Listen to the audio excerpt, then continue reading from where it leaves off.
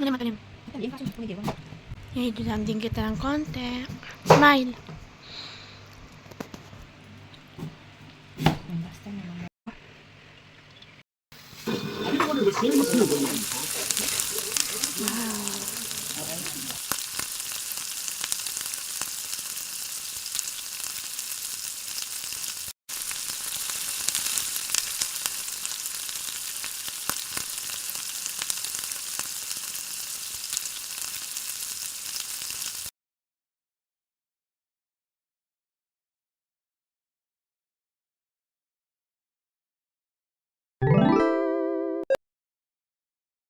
Wow!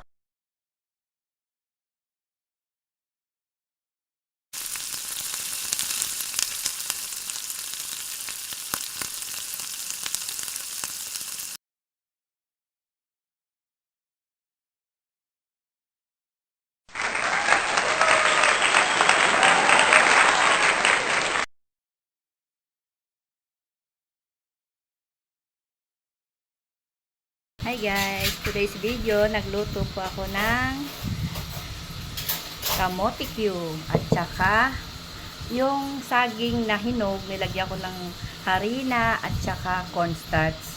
Tapos saka ko siya pinirito kasi sobrang hinog na siya. Pag pinirito ko ay masyadong malambot. Kaya ang ginawa ko, nilagyan ko ng cornstarch at saka harina. Ayan, edi nabuo siya. Tikman natin kung masarap yung aking invento.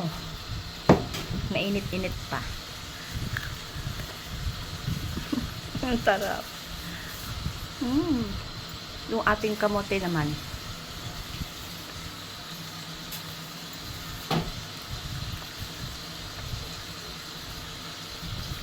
Thanks for watching. God bless po sa lahat.